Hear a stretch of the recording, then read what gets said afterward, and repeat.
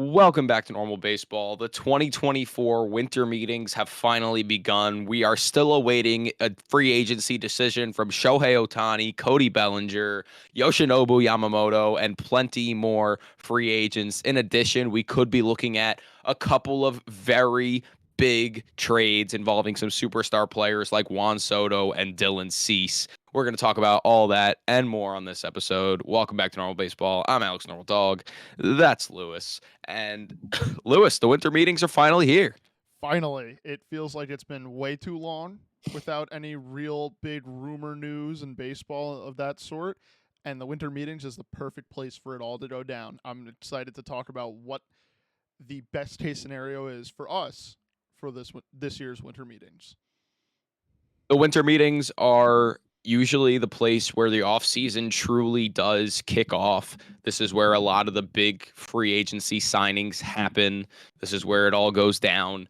And I agree with you. I'm very excited to see what goes on in these winter meetings, what kind of big moves we see, and how it all plays out. So I as well am very excited for these winter meetings to kick off. They kicked off today, Monday, and not much happened. A couple rumors that we will talk about. And I think if we want to just jump right into it, the biggest rumor, or I guess the biggest free agent, is Shohei Ohtani. As we all know, the two-way superstar.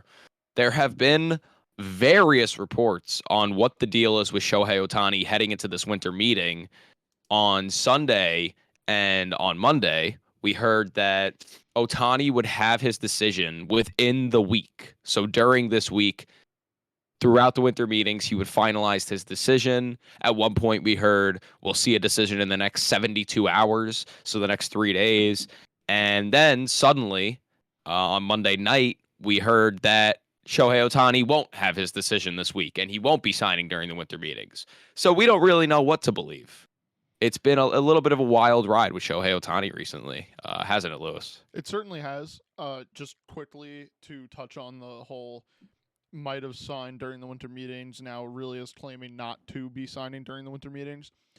I think it was mostly smokescreen by his agent. I think that his agent knows that this guy is arguably one of the top 5 best players in all of baseball's history. And he probably just put that out there to be like, hey, guess what? We're going to take this offer. Let's really start to intensify talks with a few teams, few select teams, I should say, that have the ability to go out and go still to sign Shohei Ohtani. Those few teams might be in a massive bidding war, but it also might just come down for Shohei where his best opportunity is to win. And I don't know if this is a good transition, but let's get into like the best places that he might go that have been rumored, because since the last time we did our Shohei Ohtani strict episode, we talked about how, hey, there's a bunch of different teams, and since that episode, a lot of teams have said, hey, we're not pursuing him anymore. Like he doesn't fit what we want to do financially or what they want to do with their team, which is interesting because it leaves only a handful of teams left. What do you think about it, Alex? Right. I think there's been like 6 big teams that are being said to still be in on Shohei Ohtani. And I think, like you said, a lot of teams at the beginning of the offseason, it was like, okay, anyone could realistically get him. Anyone has the money for a couple years of Shohei Ohtani. But there must be something that just he's either asking for way too much money and teams are realizing that he might want to win. And if you're not going to win within the next 1 or 2 years, he's like, I'm not going to sign with you. I want to win right now. He's been on the Angels for his entire MLB career so far, and they really haven't done much winning. The most winning he's done since he joined the MLB was in the World Baseball Classic, and that's not even part of MLB. So, Yeah. I think the teams that I've kind of narrowed it down to are the Cubs, the Dodgers, the Braves, surprisingly. I'll talk about that in a minute. The Cubs, Dodgers, the Braves, the Do you want me to give my help me 3? out here. Do you want me to give you my 3 that I've narrowed it down to? Well, those are my 3. I have like 5 that I've narrowed it down to. I have 6 as well, like what you said earlier. 3 of those are the Dodgers. I think Cubs, there and were Braves. 6. That's why. I Yes. think there are 6. That's why. Like, The it's been other reported that three 6 teams the are other still in. three are the Giants, the Blue Jays, and believe it or Yes, not, the the Giants. Angels, which Yeah, that would I'm suck. not buying the Angels thing. I think the Angels are just Artie is saying to, his agent, like, hey, I- tell us Yeah, whatever offer you get and we'll match it if you want to stay. well, I just think they're like not taking their hat out. I think it's one of those type things. They're just not going to officially say, "Hey, we're out on him." Yeah, that might I that think might that's also more be of what it. it is. But Because I think, arguably, saying, we're out would just cause an uproar. for sure, for sure. I think the most interesting team that's left on the board here is the Blue Jays. Who would have thought that That is a very this interesting team team. would still be in on Shohei, or as at least it's being reported that they're still in on Shohei this late into his free agency time? I mean, we saw the Yankees and Red Sox pull out before the Toronto Blue Jays of the Shohei Ohtani sweepstakes, Yeah. which goes to show you that the Blue Jays might be, trying to scheme up a little bit of things. We'll talk about that in a minute. And then my second most interesting team is the Giants. How much does it honestly move the needle for them? Well, it does move the needle. I'll tell you, it really does. They went out last offseason and they tried to pick up Aaron Judge. They tried to pick up Carlos Correa. They tried to spend that money. They tried to spend that big money. And I think getting a guy like Shohei really does move the needle for them a lot. They didn't have as bad of a season as everyone thought they were, and I think a lot of their guys are still somewhat improving. So I think if Shohei went to the Giants, it'd be a really good move for the Giants, and I think it would obviously greatly benefit their team. Obviously, no matter where he goes, it would be insanely good for that team. But I think for the Giants, especially, they didn't have a great season last year, but I think adding a guy like Shohei Ohtani could actually significantly change that. Yeah, I can get behind that. I just don't think that it's the right place for Otani to go if he's all, I want to win now and I want to win while I'm at the sort of climax of his career. I mean, he's 29 years old, going to be 30 come next season, I believe, and he is one of the best hitters on the planet. He's not going to be pitching next year, and guess what? He still is going to demand a massive contract because he's just that good hitting wise. Like, good on him. Yeah,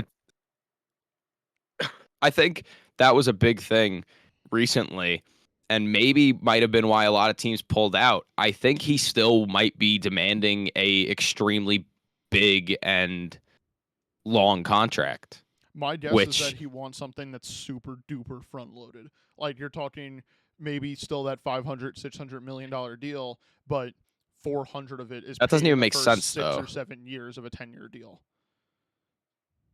But it doesn't make sense to front load this type of contract, especially because he's not pitching next year. And again, don't know if he's going to be a good pitcher when he comes back. You could say you assume he will no matter what, but you still can't say for certain. So I think it is kind of surprising, in my opinion, that he's still demanding, this 500, $600 million contract, even with that stipulation of not him having that second Tommy John surgery. So I don't know. I was expecting a short deal, and now we really don't know what to expect because we've talked about this previously. He's holding it against teams if anything gets out about his negotiations. He does not want people to know what he's thinking, where he's leaning, who's talking to him. He doesn't want anyone to know any of that. And to be honest, teams have done a really good job because there's been no, this is what the Dodgers offered him. This is what they're saying they're going to match this offer. Like, there's been none of that. They've done a really good job keeping this kind of private. Yeah, which So good on playing all with of our the hearts. GMs that have really stepped up to the plate and made sure that no information gets out to any news source. Speaking of GMs, and arguably the most interesting one that is still in play for Shohei Ohtani is the Atlanta Braves. Oh my God. Yeah, that was interesting because they don't spend money. So it's like you're It gonna would go out and spend $500 million on this guy, or have they just been saving up for something like this? Yeah, I think that these 6 teams that we just mentioned, being the Dodgers, the Cubs, the Braves, the Giants, the Angels, and the Blue Jays, that's 6 teams. I think you can split them into 2 groups of 3. One group being the short-term lot of money deal, and the other group, I guess, being the long-term and a boatload of money deal, when you're talking about the Giants, Dodgers, and Angels, those are three teams I think that are willing to go 10 plus years on Ohtani. When you look at the Cubs, Braves, and Blue Jays, especially the Blue Jays and the Cubs, in my opinion, I think that they want to give him like a hired gun 3 year plus an option type of thing. That where they don't need to Well, yeah. financially ruin their franchise for the next 15 years because of it. So it's going to be I don't know. interesting I to could see. see the Cubs throwing a lot of money at him. I don't know. I just don't I know could how much I money could the see Cubs it. have to spend. Like we know teams like the Yankees and the Mets and the Red Sox, we know historically they can go out and spend a boatload of money, even the Dodgers and Giants. I just don't know if Well, the yeah. Cubs are going to It's the be in smaller that market big market. teams that you don't know if they're gonna throw money at them because you don't know if they have it. It's gonna be the smaller market teams every time. Yeah, it's interesting. I Of I course, will. the Dodgers, you could say they have the $500 million to throw at him. They've It's probably just, left do it. they want to? That 500 million's been sitting in like a CD investment account for like 20 years. They've probably doubled their money already, and they're like, "Hey, Shohei, come on, we'll keep bidding, man." Yeah, probably. Just absolutely incredible. And will we see a decision this week? That's obviously the biggest question. I don't know. I'm gonna lean no. Not just because that was the most recent report, even when that was the report. I just it feels too early for the biggest free agent in baseball history to go off the board. I get that it's winter meetings, but even I feel like, we saw it last year with Aaron Judge. We didn't just see him go off like as soon as I don't know. I think it'll take a little bit longer, in my opinion. I agree with you. It will take a little bit longer. I would not be surprised even if this does go into spring training, just because. No, no, no. He'll have it done by spring training. No, I'm not saying like long. Well, excuse me. By the time pitchers and catchers report, excuse me. Big I difference still there. don't think But so. there's a world where that does happen, where Shohei is, because especially if he's doing the Aaron Judge thing that Aaron Judge did last year, of he only met with teams in person. That's why it was so crazy last year's winter meetings when he got flown out by the Padres to meet with them right before signing with the Yankees, basically. I think Shohei is probably doing the same thing of going around. I mean, he's gotten comfortable in the United States. It's been 6 years of him traveling around, seeing every great major baseball city that there is to see. Only thing left is to experience that October baseball in a city that is just going to absolutely kill for their team. Honestly, these 6 teams are a very, very good choice for him. It will be interesting to see what he does, but I do think that the reason why it's taking so long is because, yes, he is only meeting with teams in person. That amount of travel, not easy, not easy. I think Shohei is just taking his time, enjoying it, doing his thing. I mean, the longer they take, the more money probably teams are going to be throwing at them. They want this bidding war to go on, and they want to see what they can get because I think he's gonna take the short term deal. I mean, the long term deal if it's being offered. There's really no reason for him not to. So I don't know. In my opinion, right now, with the 3 teams that we think might give him a long term deal, I think he's just seeing who gives the highest or is willing to bid the highest, I agree.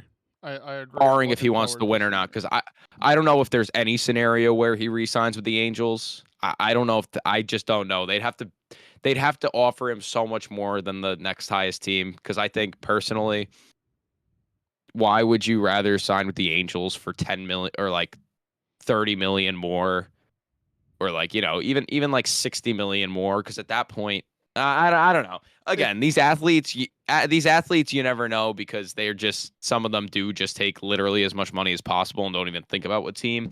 But once you get to the 500 million range, What's the difference between 490 and 500 million? Like, yes, you can say it's 10 million, but at that point, you're a multi millionaire. But that's a right? Any whole different Shohei Ohtani, conversation. think about how many. Yeah, it's a whole other conversation. Just think about how many Another endorsement guy, deals he has and all that. But but another guy who is yeah, demanding a we boatload of money is Cody Bellinger, who is rumored to be asking, and mind you, he is a Scott Boras client. He is asking for $250 million like a $250 million contract. Excuse me for my stutter. I don't That is an absurd amount of money for Cody Bellinger right now. I don't know why so many people are shocked at that. you see like the classic, very cookie cutter. Cody Bellinger's asking for how much money? Like with all like the question marks and exclamation points. But like the guy's a Scott Boras client, first of all. That and honestly, I think without being a Scott Boras client, you can answer this question. Of course he's gonna ask for upwards of $250 million. How old is he? He's what, 30 years old? Something like that. I don't know off the top of my head. He's not old. He still has plenty of years left in the tank. And the whole point of signing the 1 year deal with the Cubs was so that he could prove that he was still the player that he was in his MVP seasons in 2018, 2019, when he was in those MVP races. And he did that. He showed that he is that player. So asking for 250 million, what that tells me is that he's looking for like 10 years, 250 million. Or maybe 9 years, 250 million. And in my head, 10 years, 250 million, 25 mil a year for Cody Bellinger. He just bet on himself for an entire season just so he could look for that deal. And he bet on himself and he did extremely good. So he's doing what he wanted to do and he's looking for that deal. So it makes Yes. sense to me. Yes, my rebuttal is that throughout all of last season, as well as most of this offseason so far, as of the time of this recording, we have seen every expert analysis and even other agents in the MLB world say, oh, yeah, Cody Bellinger's like a good 7-8 year, 170 to $180 million type of deal, which sounds like a very good deal. But the fact that that number got inflated so fast because Scott Boras is trying to just get the most out of his clients, which is like, Cody Bellinger deserves a lot of money. He's a great baseball player. Don't get me wrong on that. It's just a lot more than what I was expecting to see Cody Bellinger's name with. That's what blows me Right. away about it so much. Would it surprise me if he got it?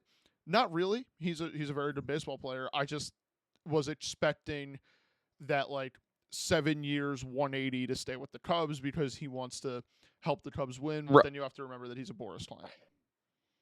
I get that.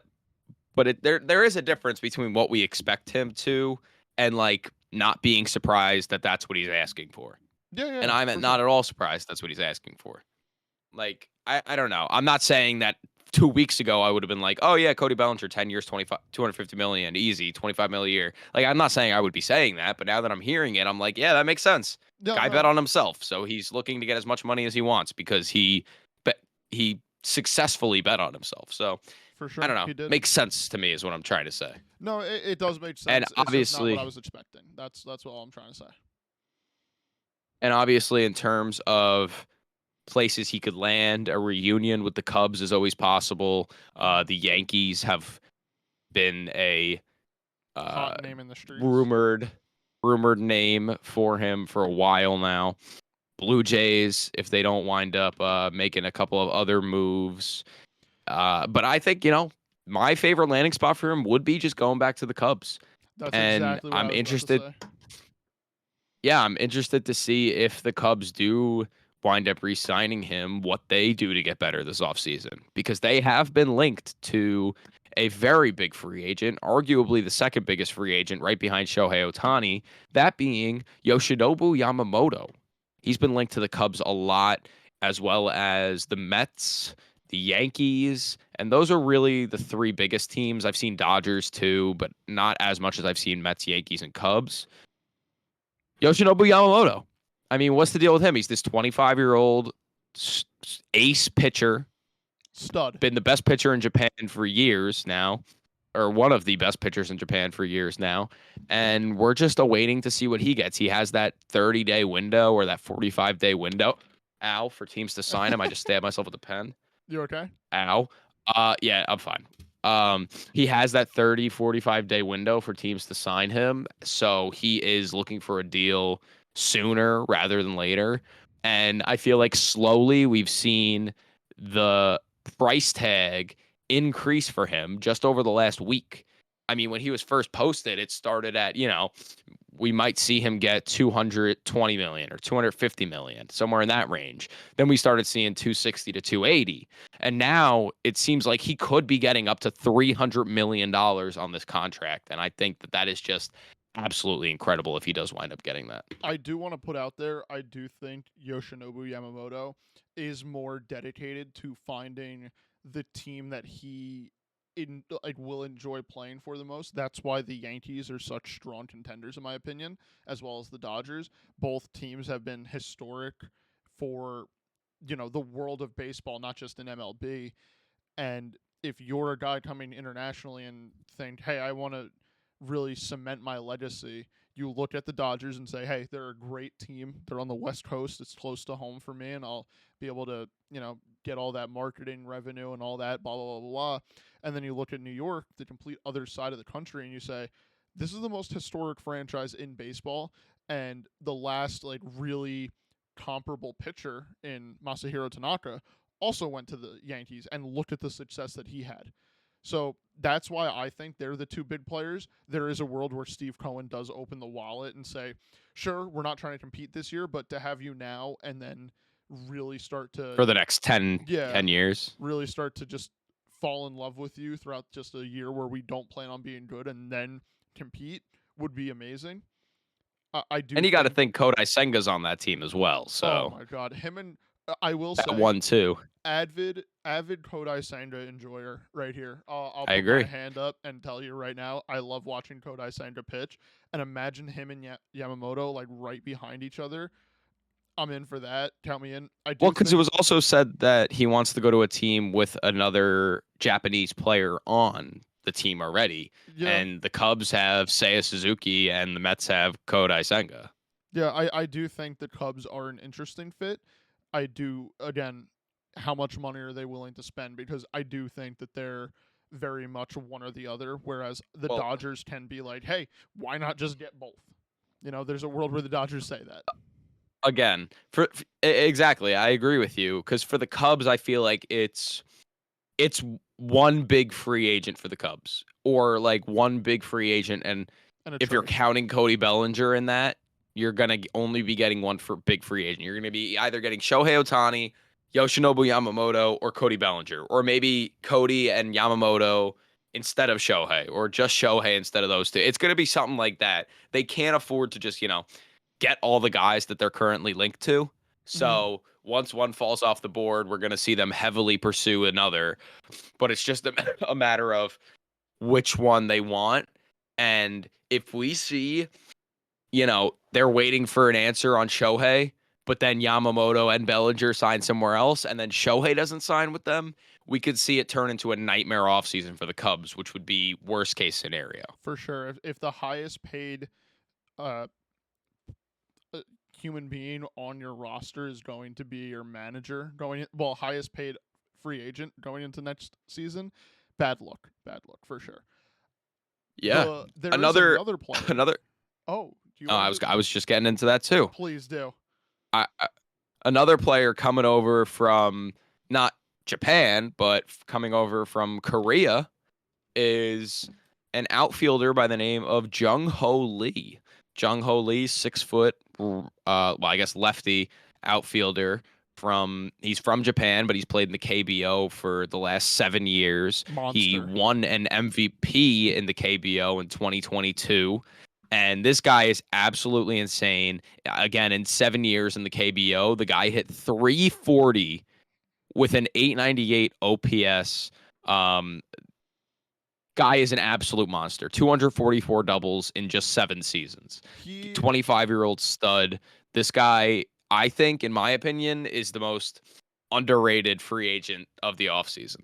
So, funny enough, I had the same viewpoint on it this morning. John Heyman from the New York Post did tweet out that John Holy was officially posted by his KBO team to the MLB 30-day window to negotiate with him. And I immediately said, depending on where he goes, he could be the pickup of the offseason for a team. This is I a think he guy is. that is very, very comparable, honestly, this is going to sound heinous, to a young Ichiro that just gets Yeah, hits. I knew you were gonna make that He's comparison. not I going to knew it. just mash the ball. He definitely could if he needs to, but you need a guy to get a single or a double. This is your guy. Could definitely see the Rangers being in on him. That's my number one thought. I think the Rangers and Giants should definitely be in on him because he won't be that expensive. You already have, you could be signing a bunch of other guys and all that. And he plays really well to those parks. Triples Alley in Oracle Field, it would be amazing. And Texas, we Oracle just saw it Park. in the Oracle Park, excuse me. And Texas, we just saw in the World Series, that outfield is very big. It's hard to, really man that whole outfield. The Diamondbacks did it so well because their stadium is also massive. Their outfield, I should say. Yeah, Looking forward they're to used to seeing. it. Yeah, they're used to it. Not every team is. I was And gonna I think say, not John Holy.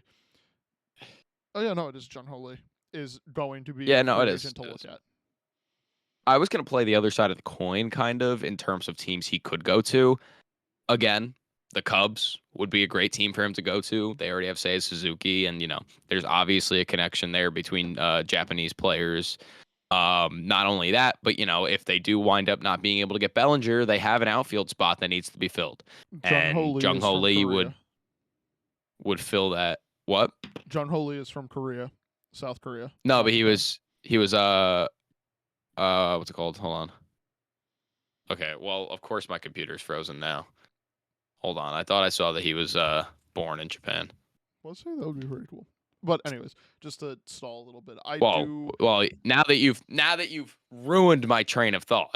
Well, they call me the train I was wrecker. gonna say the Cubs, and even a team like the Yankees. Obviously, we link them to literally every free agent known to mankind because that's what Yankee fans tend to do. So it kind of rubs off on the rest of the baseball world, and I we'll kind see of what happens there. yeah. I want to put it out there. I do think that if the Yankees do miss on Bellinger, on He was born in making Japan. making some Thank you trades. very much. Yeah, you were right. You were right. Sorry. I do think if they do miss on a lot of like the bigger ticket free agents, if you can sign like a pitcher, like a solid middle of the rotation pitcher, and Jun Ho Lee, I look at that team and say they had a successful offseason, considering the other factors. Oh yeah. Oh yeah. Because I genuinely am becoming a Jun Ho Lee fan more and more every day since I saw him in the WBC. I just really want to see Fun what he guy. can do in a full 162 game season.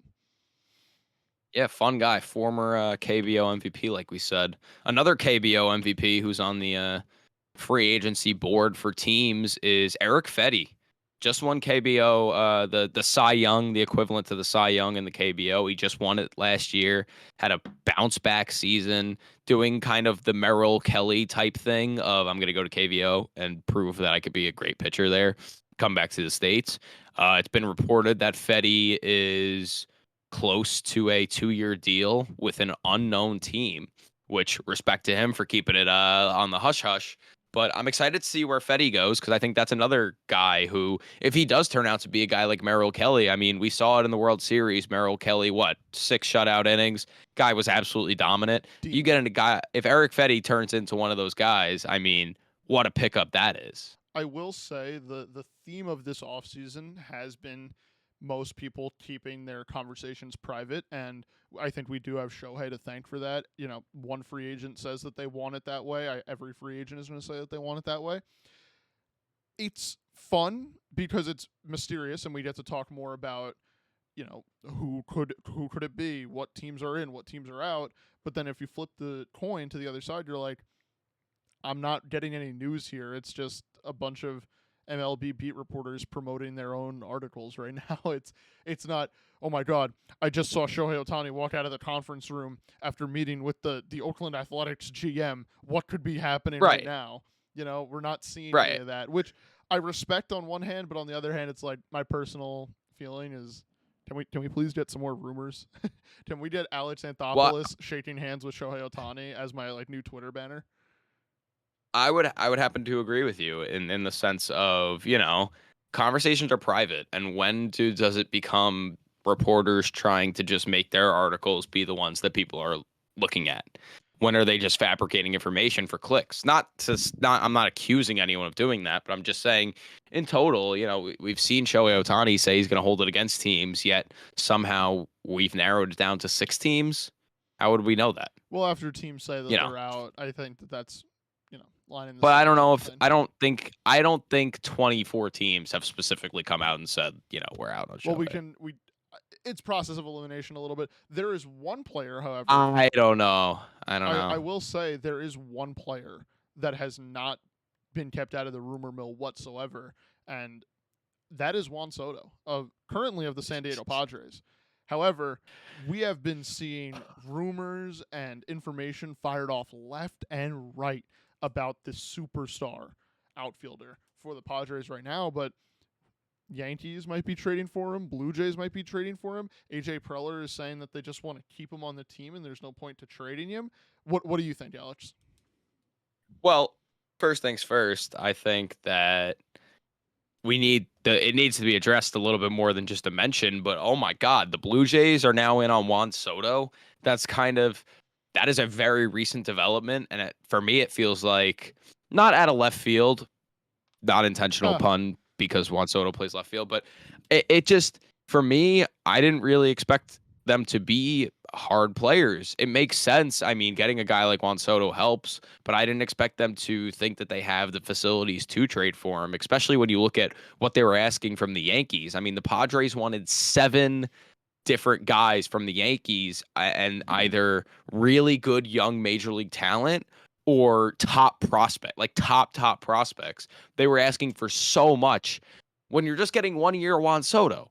So their price is really high, and I just don't think the Blue Jays have the means to trade for him, especially if they want to keep their young guys like Bo Bichette and Vladimir Guerrero Jr., which obviously they would, because if they got Juan Soto, this would be their year to go for it all. And they'd have to keep those 2 guys on the team in order to do that. So I don't know. I just didn't think that they would. I didn't think that the Blue Jays would think they had a shot to land Soto, but now it seems like they think they do. It does make sense that there are a few teams that think they have the possibility of landing Juan Soto because he is on that last year of arbitration before unrestricted free agency. However, like you said, because of the price point, I do think that almost every team should be out on him until basically the trade deadline. If you're the Yankees and look at some of the ideas that have been thrown around of like Michael King, Clark Schmidt, and then like 5 prospects, 4 of them being pitchers, and then one hitter that's been thrown around, Drew Thorpe or Spencer Jones. You have to look at these guys and say, do you take the gamble on, hey, this guy can be a contributor for 6 years or more, depending on what contract he signs, or do you say Juan Soto is our guy that pushes us over the edge?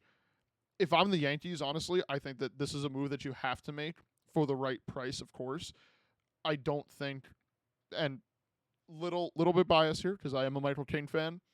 I don't think giving up Michael King in the trade would be worth it long term, because we saw last year the Yankees' big issue was after Garrett Cole, there was no one to pitch behind, and then towards the end of the season, Michael King stepped up as a starter in a big way. You kind of have to keep him around.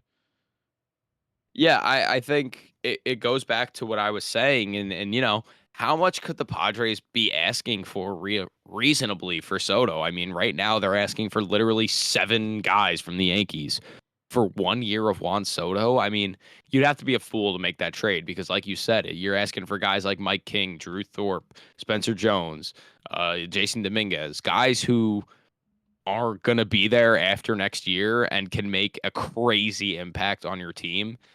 It just wouldn't be worth it in my opinion. And I agree with you. I think if you're a team right now, if that's what the Padres asking price is, wait. Just wait. Wait for the trade deadline. There's no point in giving an overhaul for Juan Soto, letting the Padres get back more than they gave to get him. There's no reason to let them do that. Yeah, so I just want to put it out there, by the way. I'm just now seeing this Bleacher Report article. The title of it says Juan Soto trade rumors. Padres have offers from 5 teams amid the Yankees buzz. What other teams besides the Yankees and the Blue Jays could that be? So that's 2. What other Well, teams? the Cubs. The Cubs. Okay, that's 3. I feel like if you're just looking at farm systems, well, I was gonna say the Mets. They have a really good farm system, but that wouldn't make sense. You could look at a team like the Orioles if they really want to go for it all next year. Wouldn't really make sense either. Well, the I don't know. The Orioles have Cubs like would the probably biggest be left field in my. baseball. Well, but even then, my Cubs would probably be my only other guess as to a team that would be pursuing him because it feels like the Cubs are just gonna try to make whatever move they can really make to make their team better this season. You want to hear a really fun one? Let me hear a really fun one. The Miami Marlins. Give me 1 year of Juan Soto with the No point. Finns. I don't know. Don't think there's a point. You I you don't think that whatever Luis team trades for Arias, Juan Soto, whatever trade, whatever team trades for Juan Soto needs to realistically think they can win the World Series next year. And I don't think the Marlins have been in enough talks for more free agents and can realistically think that they're going to win the World Series next year. It just wouldn't make sense. They'd I just be get giving that. up stuff for free. I get that, but I just want to see Juan Soto play on the Marlins more than anything. Yeah, I understand that, but but you still have to kind of think about, is it even possible? I think right now it's not possible. Going into the season, Juan Soto should be a San Diego Padre unless there is a team, like you said, that is like, hey, from game 1 to the last game of the World Series, we know we're going to do everything we can to win. And right now, there's no team that can say that. Hell, the Dodgers cannot say that. The Yankees cannot say that. The Rangers, who just won the World Series, I don't think can say that right now.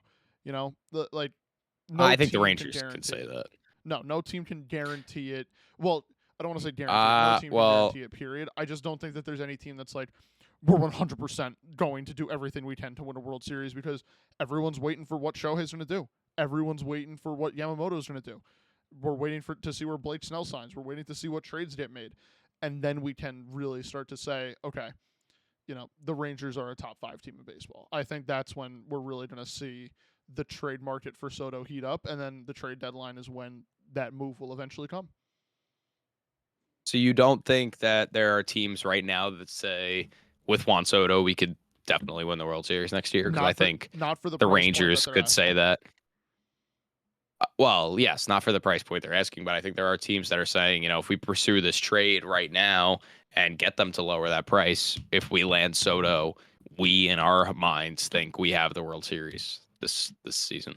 I just don't see it. I think the Rangers are definitely one of those teams. AJ Preller Yeah, but I think was on I think MLB there's Network. definitely teams, but there's teams that say before the season, like I'm sure I'm sure the Rangers think that they're going to go back to back. No, I'm not. I'm just saying I don't think that there's That's any what I'm team trying that's to say. saying that after trading for Juan Soto right now, prior to the season starting. No team is saying that. I don't think that It depends. it can change everything for an organization at that price point. Because if you do that, Soto already said that he's hitting the free agent market. He's a Boris client. We know he's going to hit the free agent market. You can not financially, you can ruin a team's future. Like if you're the Padres, you can genuinely ruin a team's future because they thought they could go all in and get Soto and win a championship. At that point, it doesn't matter what happens with their future, but with no guarantee, there's no point in doing that if you're any team. I see what you're saying. Yeah. It's interesting. See what you're saying. It's interesting. It is interesting. Well, you will what? I will be interested to see what the packages get lowered to as the season progresses. Hey, we're halfway to the trade deadline, fourth of the way through the MLB season. What's that asking price? And AJ Preller is still holding high on his 5 to 7 prospects that are all major league ready, basically. And then if you get to that trade deadline and they're like, hey, give us 3, AAA pitchers that look major league ready, and we'll do that deal. Any team should jump on that. It's going to be interesting. Right. The asking price will be lower in the middle of the season, especially if the Padres aren't good. Aren't good. Again. One team that we mentioned earlier that is going to jump onto that, I think, if Soto becomes available during the trade deadline area of the season, is the Blue Jays. We just to circle back to them. Yeah. This is feeling like I find them interesting. Last dance, because we have seen everything rumored from, they're going to trade Bo and Vlad because they can't afford to sign both of them, and there's a boatload of value, and they have a good prospect system, to, hey, we're going to keep around Bo and Vlad for this season. We're going to try to sign Shohei and trade for Juan Soto. Like, there's so much going on. I'm interested to see Yeah. what their team looks like on opening day, because let's be real, the best way to get the most value out of either Bo Bichette or Vlad is to trade them prior to opening day. I just don't see how you as a GM explain that to your fan base, one of the most dedicated fan bases in the sport, that hey, we're trading away a cornerstone. Well, it depends on the piece. hauls they get back. I Depends on the think hauls they get back because both of those guys are free agents. What not this year, but the year 2 after. years, 2 years. I want to say, yeah. So not this year, but the year after, or not next year, the year after that. So there is something to be said in if you do get that insane haul back. I think there is a world where fans are like, "Hey, look, we have tried and we have not been winning. We can't really win a playoff series with this team. If we get it, like again, you'd have to get like top 5 type prospects in baseball type stuff back for them. But again, I think there's a world where that does work out. Which, by the way, I think the Blue Jays one day they were like, yeah, maybe we'll trade Bo and Vlad, and that all got out, and everyone was like, whoa, like, is that really gonna happen? And the next day they woke up and they were like, no, we're just gonna try to trade for Juan Soto and sign Shohei, and we're just gonna like go for it all the season.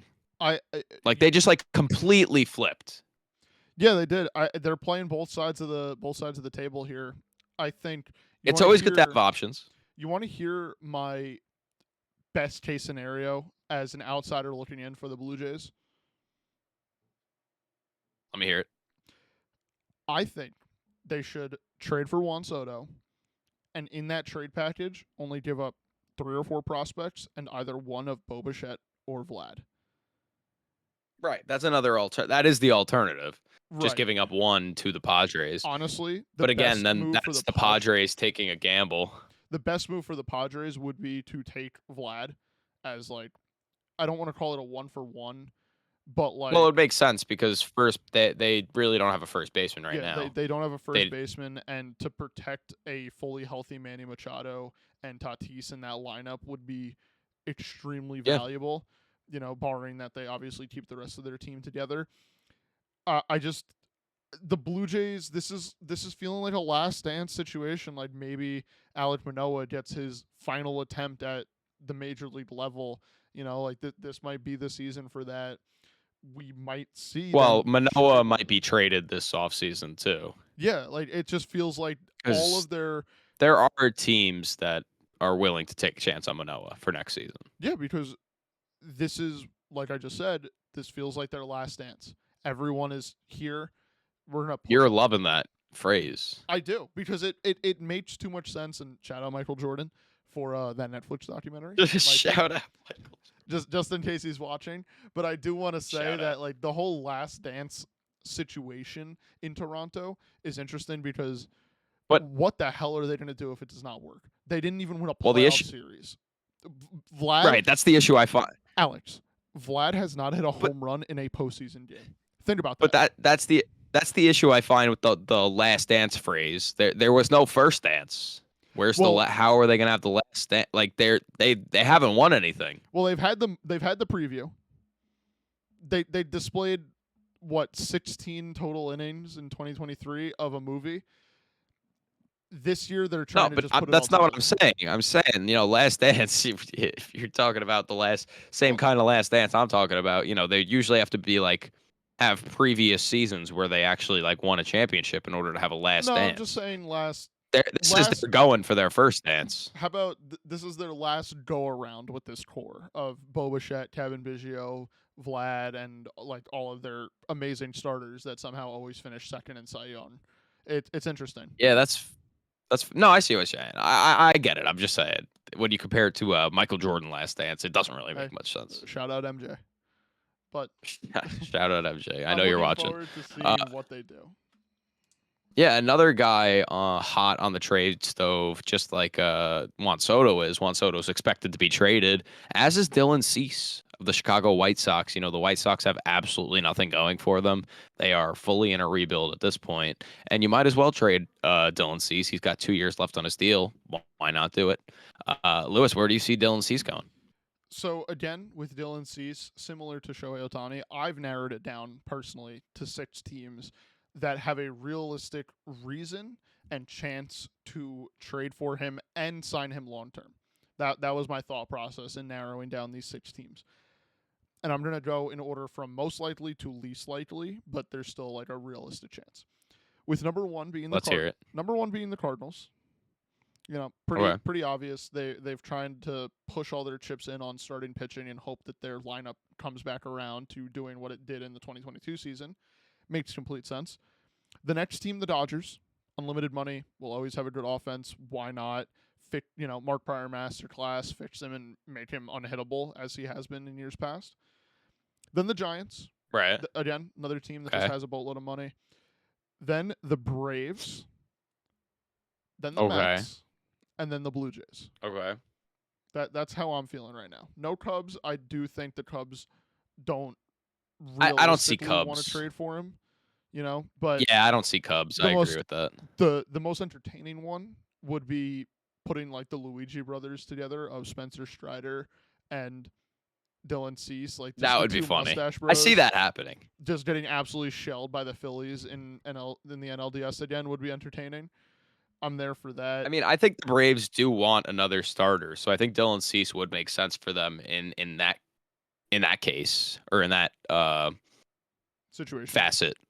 situation, whatever you want to call it. I think that would make sense. Yeah. That's where I would like. I would also like the Giants too, especially if they do wind up getting Shohei Ohtani. Make another move to make your team even better. The Giants could be a sneaky one because, like you said, the Giants team is still getting better and progressing in this upward trend. And now imagine at the front of that rotation, you have Logan Webb and then Dylan Cease back to back. If you're a team going to play a 3-game set, you kind of look at that on your schedule and think, shit, we got to win that last game. We got to win just one game there, because Dylan Cease and Logan Webb, when they're on, they're both very, very good pitchers. So that could be hell for some teams.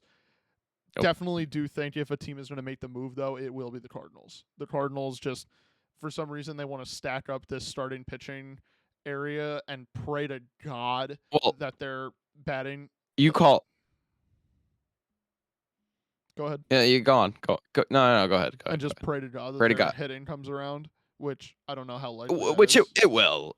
I don't know. I think it will. They had a weird year. I think their pitching is still the issue. That's what the issue was last year. Oh yeah, for sure. Yes, they signed Sonny Gray, but then you look at like Lance Lynn. Who are the other guys?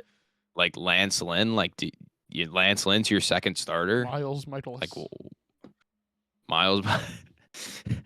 Miles Michaelis is your second starter, and you think that's like, all right, Kyle Gibson is your what's Kyle Gibson?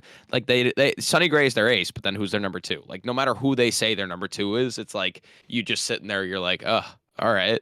Like number 2 is a pun because they're also kind of dog shit. Like no one's calling them a top 5 rotation in baseball because they got Sonny Gray and Lance Lynn this offseason. This is not a 2023 Yankees offseason getting it post. Yeah, but getting a Dylan Cease would be kind of crazy. It would be massive for them. It would be massive. We talked about the Braves getting Cease. The Braves did trade for a young guy from the West Coast in Jared Kelenic, your guy, Lewis. The Braves traded for him. The Mariners get rid of him. Do you have that full trade written down? If you want to rattle it off. Let me see. I actually do. I mean, he's your guy. No, I can pull it up. Just give me 1 second here. No worries. But yeah, Dylan Cease. Jared Kelenic, my guy for sure. Jared Kelenic goes to the Atlanta Braves, as well as Marco Gonzalez and first baseman Evan White. And the Braves send out Cole Phillips and Jackson Kowar, who they also Kowar, I think it is. Kowar, who, by the way, Jackson Kowar was just acquired from the Royals in, I believe, that Kyle Wright trade, I think it was. So Braves are moving pieces. It's interesting. Definitely. Yeah, Cower's interesting.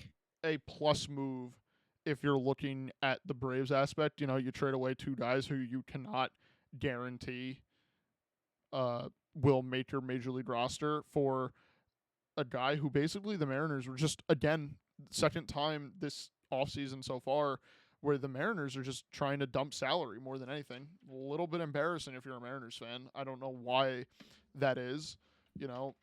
I just wish that we knew what was going on with them.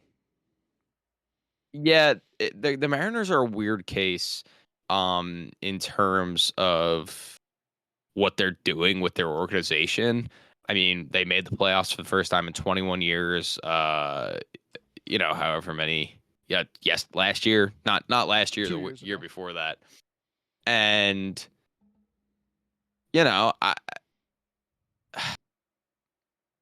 I don't know. It's just weird. It's weird what they're trying to do because, like you said, they're dumping the Eugenio Suarez contract, which kind of made sense to me when they traded him. But Mhm. now they didn't tender a contract to Teoscar Hernandez, uh, or extend the qualifying offer rather. And now they're just getting rid of Jared Kelenic to obviously in just an attempt to get money off the books. I mean, they traded for a guy with a like 8 ERA total in the majors, throughout 3 years in the majors, and then a guy who hasn't even, or at least based on his baseball reference page, hasn't played a single minor league game since he was drafted in 2022. So, and a second round draft pick. So it's just the most blatant and obvious we're dumping salary. And I think it's a little disrespectful. Kelnick just had a really good year before he got injured. And obviously the potential is there. They're also down an outfielder and they just get rid of him. And I think it's, tough situation. Tough situation. If you are the Atlanta Braves, you look at this trade and think, we have seen it time and time again, and look at that 2021 team, obviously a little bit of the ways back, but that team that won the World Series, they brought in guys who you thought, they're not the best hitters in the world, and turn them into studs. There's a reason why Jorge Soler got that contract from Miami. There's a reason why Eddie Rosario is was at least a hot topic in the streets when he was sort of on the trade block, sort of might not get a contract extension from the Braves. There's a reason behind that. And that's what makes it so interesting to see a guy like Jared Kelenic, who we've seen the upside of him last year in 2022. His April, I mean, he was in contention for Player of the Month in the American League. Like, we've seen him when he's on and seen pitches well, and that's, if I'm any other team in baseball, you're thinking like, oh shit, that's a little scary to see that on the other side of the ball. If Jared Yeah, Kelenic can get put on to the right stuff, whatever the Braves juice is, that type of thing. well, the next step, obviously, for the Braves is signing him to a 5-year, $10 million extension because that's just what they do. God bless him. Uh, I'm so there for Rather it. 10-year, $1 million extension. I was thinking That's 10 just how year, the Braves roll. $15 an hour. $15 an hour, $15 a game. $15 a game. Don't live it up, Yeah, Jay boy. I'm interested to see. And again, for the Mariners, my opinion that you did put me onto, and I fully agree with. They could be looking to trade for Randy Arozarena from the Rays. Yeah, you like The that they, text the Rays, message. the Rays have said that Randy could be traded, and you're dumping a really good outfielder. If you're the Mariners, you got to get one now. Could they be gearing up for a Randy Arozarena trade? The only thing that I don't really like about that is you would think that Kelnick would have been in the trade for Randy Arozarena, especially because they don't really have that prospect capita anymore since the Luis Castillo trade when they gave up their top 4 prospects in what was maybe one of the most bizarre trades in baseball history. Mm-hmm. But again, they don't have that prospect capita anymore. And I would have thought that Kelnick would have been in a trade for Rosarena. So I'm interested to see what they do there if they can get a deal done. But I do really like the idea of Randy Rosarena to Seattle. I do too. There's a reason why I said it. Like, immediately after I saw that, my king Jared Kelenic got traded away from Seattle, we already thought like, oh, they didn't extend Tio. Like, why would they trade away another outfielder unless they're freeing up room for someone? And while Twitter was going crazy saying, "Holy shit, the Mariners are in on Soto. The Mariners might get Juan Soto." If you take a step back from the situation and realize like, hey, there's no like real reason as to why the Mariners would go for Soto after dumping off salary when if they do get a guy like Randy Arozarena who would fit so well next to Julio, there's no reason. I just love the idea of Randy on that team. Yeah, me too. I'm looking forward to it. If it does happen, just Fits the know, mold very well. yeah, just know that I deduced it prior to it happening, and I should be in consideration to be a team's next general manager. I think it's set in stone.